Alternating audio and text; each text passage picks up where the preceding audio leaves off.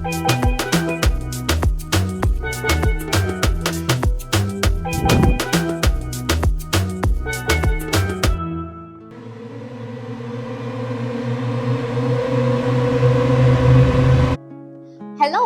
welcome back to my channel.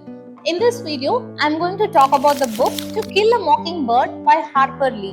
While reading this book, I often had a feeling if the story was taking place somewhere in the US or in my own neighborhood in India. It is because the characters and the settings resemble so much of my surroundings. Anyways, the story unfolds in a small town called Macomb in Alabama, set in the early 1900s. It is a place with a small population where almost everyone knows each other. Because of this, everyone is nosy about everyone's business. They just want to know what is happening in the neighbor's house. So there is a lot of prejudices and gossips running throughout the plot.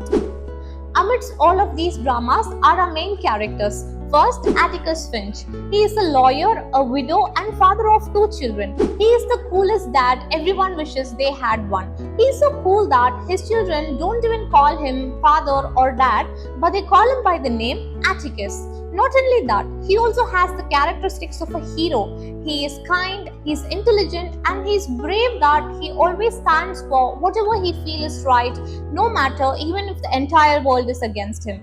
Next, we have a little Jem, who is the first of Atticus Finch's children. He is an intelligent and well-mannered boy. While reading this book, I always felt that Jem was very mature for his age and always guided his little sister on what is right and what is wrong. Which brings us to the next character, Jean Louis, who is the second of Atticus Finch's children. Though her name is Jean Louis, everyone in the book calls her Scout. So she is a little girl without motherly care and affection, growing up to be a tomboy. She prefers climbing the trees, running in the streets, fighting with boys instead of playing with dolls and wearing frocks. Apart from the main characters, there are 2 other important persons, Calpurnia and Aunt Alexandra. Calpurnia is the family maid, a black woman who often plays a motherly role to Jem and Scout. She guides them, takes care of them, and advises them at necessary times. Next is Aunt Alexandra, similar to Indian aunties we found in our own Indian households. So she always advises Scout on how to behave like a proper young lady, to talk in a decent manner, and frequently talks to her about their family pride and heritage. The story begins in summer, where Scout and Jem spend most of their days playing outside. They soon have another playmate called Dill, who visits his aunt's house in the same neighborhood for his vacation. The trio eventually gets curious about a mysterious house in the neighborhood that belongs to the Radley family. The only remaining residents of the Radley family are Mr. Radley and his son Boo Radley. Now there are so many rumors circulating around Boo Radley, such as him killing a neighbor's pet, striking someone with scissors, and strolling around the neighborhood at nights. Now the neighborhood has an unspoken rule that no one steps inside Radley's compound. However, the children takes out mysterious challenges to knock on the door and peep inside the windows of the house. These parts were gripping and creepy to read. Now don't get deceived, it is not a psychological or horror thriller. It's actually a slow burning court drama. So summer is over, Jem and Scout return to school. This is where the main conflict in the story begins. Jem and Scout are being teased by their classmates and called nigger lovers. Not knowing what is that term, they go ask their father, Atticus. Now, as a father, it is very challenging for him to discuss the sensitive case he is dealing in the court with his young children. Now, the case is that a white woman and her father have accused a black man, Tom Robinson, of rape.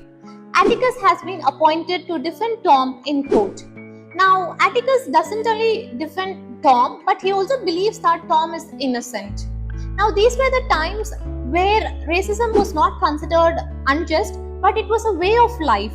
There were separate schools and churches for black people and white people. So, Atticus was seen as an enemy in the eyes of their neighbors. Not only him, also Jem and Scout had to go through this suffering. During these times, Atticus teaches his children what is empathy and justice. He always stood by his principles, showing them how important it is to stand for the right thing. So, what happened to Tom Robinson? Was he found guilty or not? And who is Boo Radley? Did he really come out or is he really a psycho? All of these questions drive the rest of the story.